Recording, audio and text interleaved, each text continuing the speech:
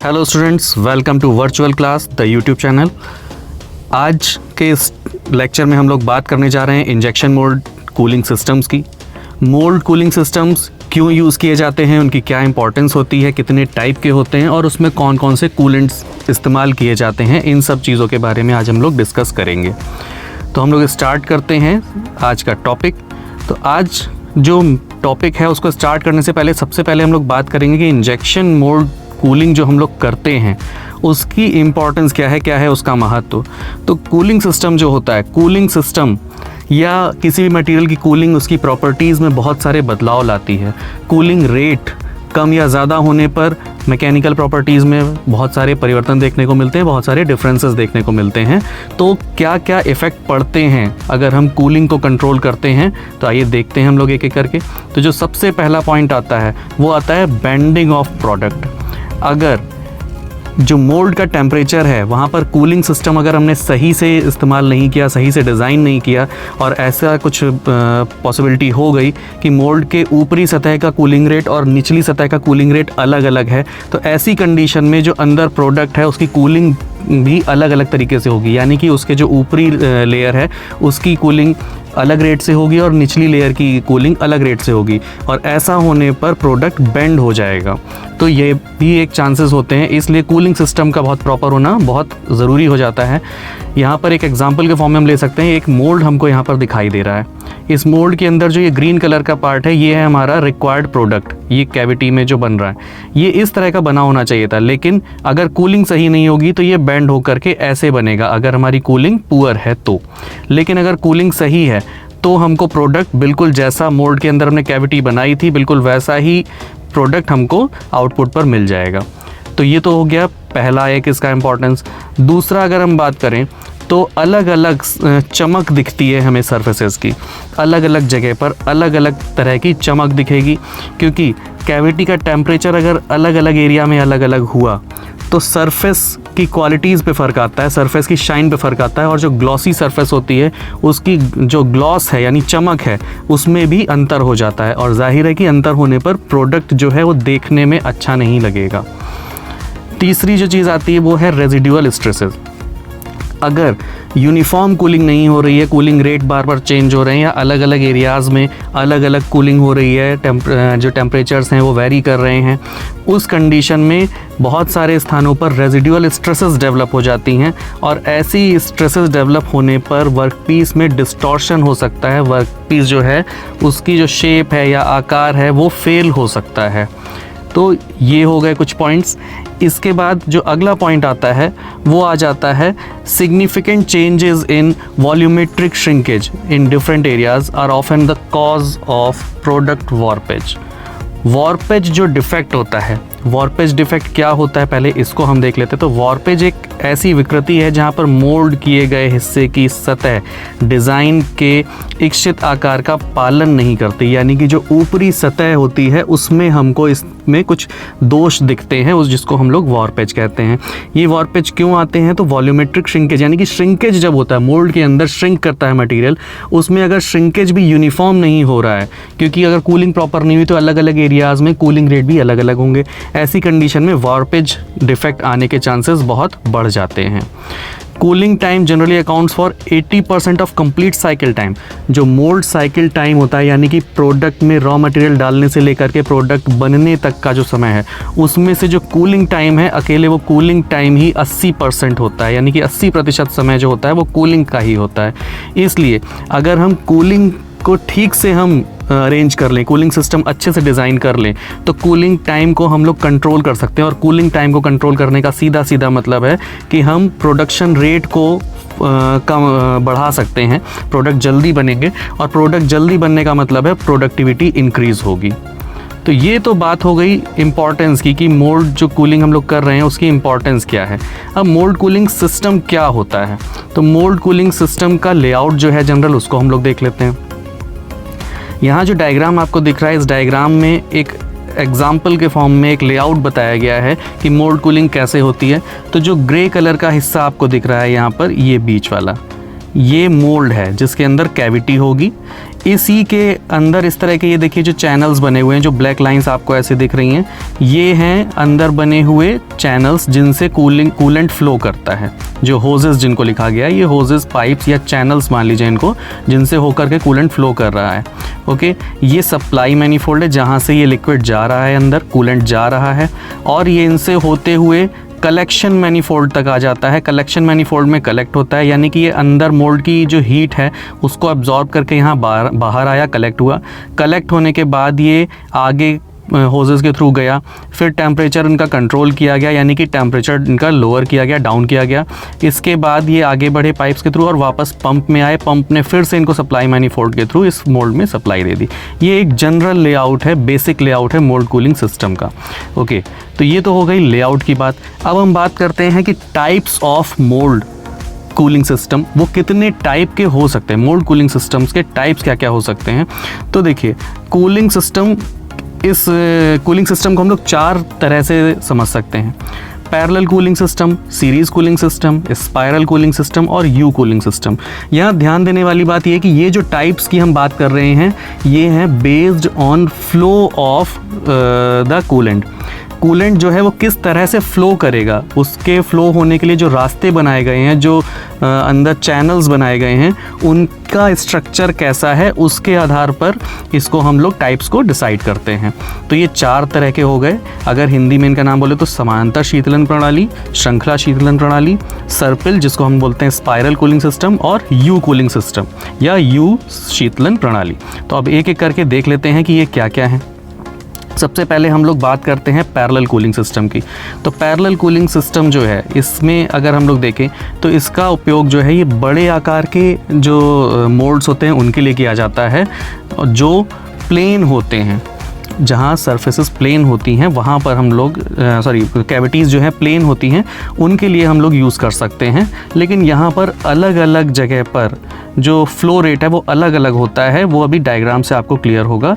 इस डायग्राम में देखिए, यहाँ पर कूलेंट जो होता है ये किसी एक सिरे से, जैसे देखिए ये इसके मेन चैनल्स हैं, यहाँ से कूलेंट एंटर होता है, इस मेन चैनल में आया, मेन चैनल से हो करके अब ये जो मोल्ड के अंदर के लिए ये होजेस गए हैं, यानी कि ये चैनल्स गए हैं, ये इनमें जा रहा है।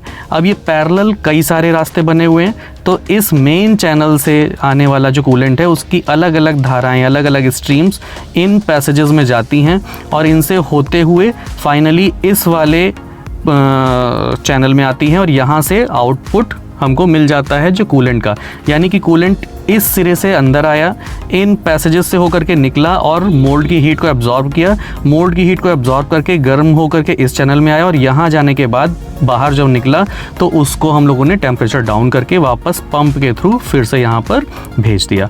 ये प्रोसेस होता है। अब यहाँ पर क्योंकि मोल्ड के अंदर का जो पैसेज है, देखिए ये पैरेलल चैनल्स बने हुए हैं, इसलिए इसको बोला जाता है पैरेलल कूलिंग सिस्टम। यहाँ पर अलग अलग जगह पर फ्लो रेट अलग अलग हो सकता है, क्योंकि यहाँ पर प्रेशर से जब आएगा कूलेंट तो इस पॉइंट पर, इस पॉइंट पर, इस पॉइंट पर, इस पॉइंट पर सब जगह प्रेशर अलग अलग हो सकता है, जो माइनर डिफरेंसेस होंगे जिनकी वजह से जो अंदर यहाँ पर होगा इसके फ्लो रेट पर भी फ़र्क पड़ जाता है। ओके, तो यहाँ पर अलग अलग जो सब चैनल्स हैं, यानी कि मोल्ड के अंदर वाले जो रास्ते हैं, इनमें अलग अलग फ्लो रेट हमको मिल सकता है। इस सिस्टम की अगर बात करें तो लो प्रेशर पर हमको हाई फ्लो रेट मिल जाता है। ओके, तो ये तो बात हो गई पैरेलल कूलिंग सिस्टम की। ओके, अब हम लोग बात करते हैं सीरीज़ कूलिंग सिस्टम की। तो सीरीज़ कूलिंग सिस्टम जो है इसका उपयोग भी बड़े और फ्लैट जो आकार के मोल्ड्स होते हैं उनके लिए किया जाता है। यहाँ पर देखिए लगभग वैसा ही कंस्ट्रक्शन है। डिफरेंस कहाँ पर है? तो डिफरेंस ये है कि यहाँ पर जो फ्लो हो रहा है वो पैरेलल ना होकर के सीरीज़ के फॉर्म में, यानी कि जितने भी रास्ते हैं अंदर मोल्ड के वो सीरीज़ के तरह से एक दूसरे से जुड़े हुए हैं। जैसे यहाँ से कूलेंट फ्लो होने के लिए अंदर आया, इस पैसेज से होकर के निकलेगा, इसी के आगे सीरीज़ में दूसरा पैसेज आ गया, यहाँ से आगे गया, फिर सीरीज़ में तीसरा पैसेज आया, इसमें से आया सीरीज़ में चौथा पैसेज, देन इस सीरीज़ में ये एक सीरीज़ में लगे हुए हैं, श्रृंखला में लगे हुए हैं, इसलिए इसको बोला जाता है सीरीज़ कूलिंग सिस्टम। और यहाँ से मोल्ड कूलेंट जो कूलेंट निकला, इसी को हम लोग आगे फिर कूलिंग करके वापस पंप के थ्रू यहाँ पर दोबारा से भेज देते हैं और ये प्रोसेस चलता रहता है। तो ये भी उसी तरह से बड़े आकार के मोल्ड्स के लिए इस्तेमाल किया जाता है। यहाँ पर जो थर्मल डिस्ट्रीब्यूशन होता है वो कंपैरेटिवली यूनिफॉर्म होता है काफ़ी हद तक। ओके, तो इवन थर्मल डिस्ट्रीब्यूशन यहाँ पर हम बोल सकते हैं, और फ्लो रेट भी यहाँ पर यूनिफॉर्म होता है क्योंकि एक ही रास्ता है, उसी से होकर के पूरा फ्लो जा रहा है। जबकि इसके पहले वाले में कई सारे चैनल्स क्रिएट हो गए, तो यहाँ पर जो है वो एक ही पैसेज है, सीरीज़ में कनेक्टेड है, तो एक ही स्ट्रीम जो है कूलेंट की वही आगे बढ़ती है, तो फ्लो रेट हमको एक सा मिलता है। ये होता है सीरीज़ कूलिंग सिस्टम। तीसरा आता है स्पाइरल कूलिंग सिस्टम।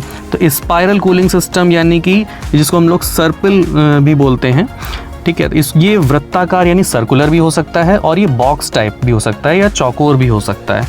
इसका अगर स्ट्रक्चर देखें तो कुछ ऐसा होता है, यहाँ पर मोल्ड के चारों तरफ इस तरह का स्ट्रक्चर होता है। सेंटर से कूलेंट को हम लोग यहाँ पर एंट्री देते हैं, कूलेंट यहाँ से एंटर करेगा और चारों तरफ घूमते हुए धीरे धीरे धीरे होकर के, और ये जो ब्लू वाला हिस्सा है ये बाहर की ओर होता है काफ़ी, यहाँ से होकर के ये बाहर निकलता है, देन कूलिंग होती है, उसकी कूलिंग होकर के वापस इसको फिर हम लोग सेंटर से अंदर करते हैं। ओके, तो इसका जो यूज़ है, इसका यूज़ किया जाता है जहाँ पर मोल्ड के सेंटर में ज़्यादा हीट डेवलप हो रही होती है, तो उसको जल्दी कम करने के लिए हम सेंटर में ही कूलेंट की सप्लाई देते हैं, ताकि वहाँ से ज़्यादा हीट एब्जॉर्ब करते हुए जो कूलेंट है वो बाहर की ओर फ्लो करे। तो ये हो जाता है स्पाइरल कूलिंग सिस्टम। अगला आता है you cooling system. You cooling system में अगर हम बात करें तो फ्लो जो हो रहा है कूलेंट का वो यू के आकार में होता है। बस इसको देखिए, यहाँ पर छोटे और इंटीजर मोल्ड्स के लिए इसका उपयोग किया जाता है, और ये बहुत सिंपल कंस्ट्रक्शन होता है और यू के आकार में होता है। डायग्राम में दिख रहा होगा, बीच में ये कैविटी है, ये पूरा जो आपको स्क्वायर दिख रहा है ये मोल्ड बॉक्स है, बीच में ये कैविटी है, इसके एक ओर से ये कूलेंट अंदर जाता है, इस पैसेज से होते हुए यू आकार में घूमते हुए यहाँ से बाहर निकल जाता है।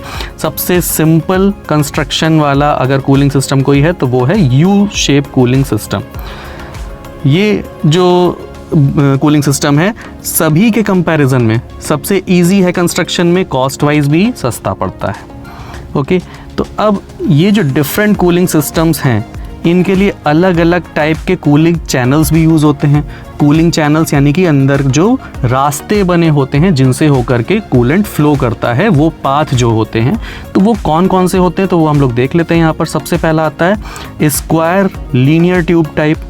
यहाँ पर अगर हम लोग देखें तो कुछ इस तरह के पैसेजेस अंदर बने होते हैं, ठीक है, जो ये चौकोर से होते हैं, और लीनियर मतलब स्ट्रेट होते हैं, तो स्क्वायर लीनियर ट्यूब टाइप होता है। फिर circular linear tube type passages होते हैं या चैनल्स होते हैं।